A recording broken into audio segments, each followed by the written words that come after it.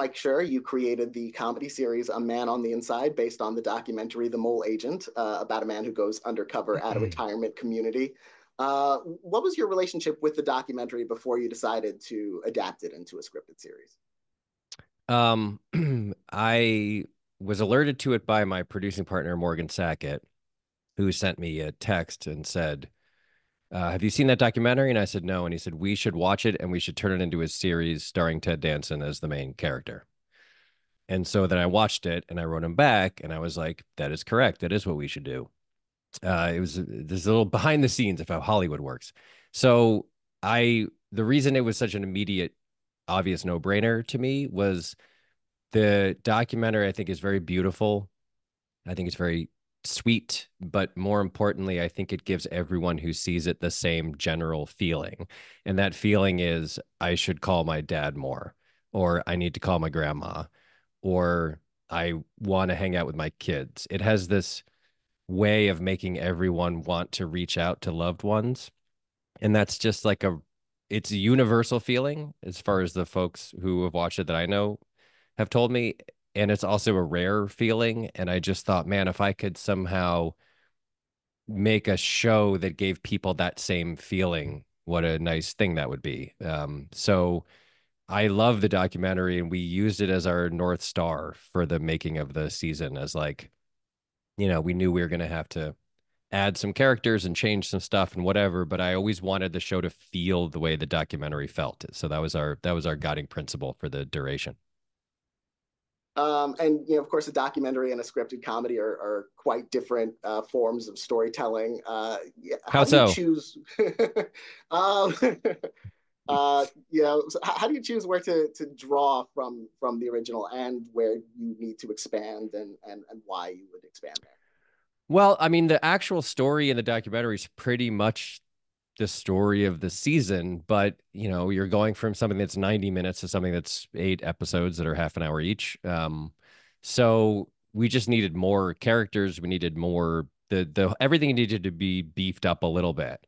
And the biggest thing I think was there's a moment in the documentary early on where Sergio, who's the man who takes the job, is sitting with his daughter and she's expressing a little concern about her fairly elderly father taking on this kind of insane job. And he says, since your mom died, I just haven't known what to do with myself. Like I wander around my house and I just kind of stare at the wall and I feel like this would be good for me. And that's what makes the daughter sort of say, okay, give it a shot. And then that's sort of all you see of her because the story in the documentary isn't really about her. But I felt like, oh, well, that's a glimpse into something that matters in his life is his relationship with his daughter. So Mary Elizabeth Ellis plays Ted's daughter in the show, and we made her into a character, and she has her own life. She's married, she has kids, and she has a job, and she gets involved in the proceedings. And so it's that kind of thing where like I think in an ideal world, you have to make changes, you have to invent characters and stuff, but what it should always feel like to me is that it's like you're on a desktop and you're like clicking on something that's already there, and it's like that file opens up, and then you have a bunch more stuff in there that you can click on and open up and sort of broaden out. But the source material is always the where you started. That was our theory. The director of The Mole Agent, Maita Alberti, is an executive producer of the series. How involved, was Maita involved in the making of the series, and did you like consult with her a lot?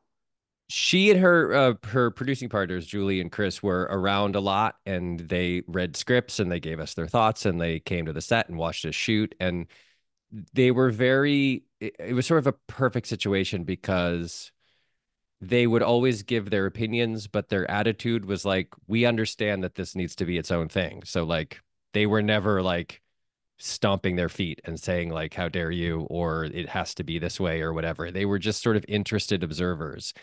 And we used them as a resource I sent them the pilot when we finished it, when I finished writing it, and we would send them cuts and they would send thoughts and notes, and they were always very positive and sort of it was always in the vein of like, hey, here's one outsider's, observation about that scene or whatever. So it was kind of a perfect scenario. They were not at all controlling and they didn't want to be. They wanted it to be, I think I remember when I was on The Office, Ricky Gervais and Stephen Merchant were like this too, where they were like, look, we made our thing. It's on our shelf. We have DVDs of it. We can watch it anytime we want. Like, make your thing and see, and maybe it'll be great. And so I think that's sort of tacitly the attitude that Maite and Julie and Chris all took about our show. Now the film is Chilean, and the series moves the story to San Francisco. What made you decide on that setting for the series?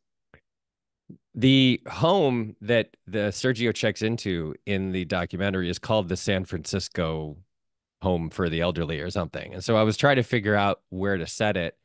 And I watched the documentary again and I noticed that detail and was like, well, it's kind of a, if there's such thing as a sign, that's a sign. And I love San Francisco. I love the city. I think it's a wonderful, scenic, beautiful place to be. I like Northern California in general. I think it's very pretty up there, and it just there was something about it that seemed right. And so I didn't think too much harder than that. Of like, well, it's mentioned in the documentary, and it's a neat city, and it's got a lot of, Charles. I knew by the time I made this decision, Charles's career as an academic was in like structural engineering. And so it was an easy move to say, like, oh, he's obsessed with the Golden Gate Bridge, and we can just put that beautiful, iconic bridge in the back of a bunch of scenes and it'll look really pretty. So, yeah, it was a pretty simple choice. Now, telling a story set in a retirement community gives you an opportunity to work with some really great older actors. Like, what was the casting process and experience like? It was so fun.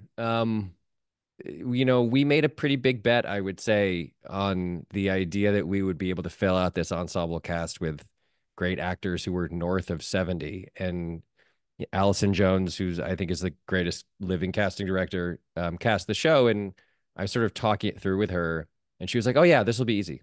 This will be easy. You'll have a bunch of choices for all these parts." And we did.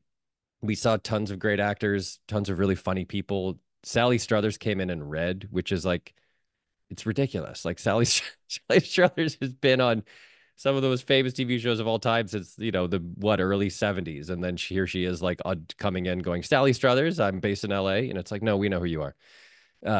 And John Getz and Margaret Avery and Stephen McKinley Henderson, some of those were folks like Stephen was a guy that we just wanted to be in the show, and we called him and we zoomed with him and said like, please do this, and he thankfully agreed. But Margaret Avery came in and read for her role. So did John Getz. All these people who were so funny and so good.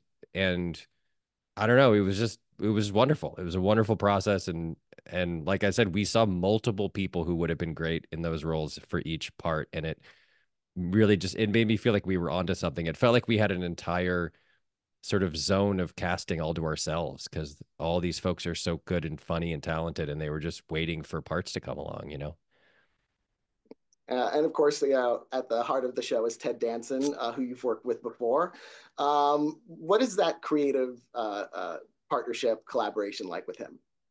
That's awful. He's a monster. Very bad guy, very mean, thoughtless, cruel. Um, Ted is I don't know. I bore myself when I talk about him because I feel like he's the greatest to ever do it on TV. I think I would stack his performances and his resume on TV up against anyone in the history of the medium, and I think I'd win. I think I'd have the nuts in that poker hand. And he it's not only that he's great, it's not only that he's funny and then he can be like silly and goofy when he needs to be and very dramatic when he needs to be. It's that he loves the work. He loves acting. He loves acting more than anything. He got bitten by the acting bug when he was in college, and it's just the thing that he loves the most to do. And so he just wants to be on the set all the time. He wants to be with other actors. He loves nothing more than like just doing scenes. He just wants to he just wants to act. And I remember asking him when we were making The Good Place, I was like, "Do you want to direct an episode?" He was like, "Oh God, no." And I was like, "Really? You have no interest? Do you want to write one?" And he was like, "No, no. He has no interest in any other discipline. He does not want to write. He doesn't want to direct. He doesn't want to design sets. He just wants to act. It's just the thing he loves the most." And you see it in every moment he's performing. You're just like, man, that dude loves acting. And I guess if I were as good at anything as he is at acting, I would love doing that thing too. So it makes sense. But I mean, it's a dream. The answer, the short-winded version of an answer to your question is working with him is a dream, and I hope I do it for the rest of my life. Well, congratulations on the new show. And thank you so much for talking with me about it. It's been a pleasure. Thank you. And can I just say it's so nice on a panel like this. It's just so great that you guys did not have Bill Lawrence on. It's just such a relief because he's too he's just too successful and he's too handsome and I just don't trust him. And I was worried when I got this invitation that you guys were going to have Bill Lawrence on, and I'm just very grateful you decided not to have Bill Lawrence on. So thank you for that.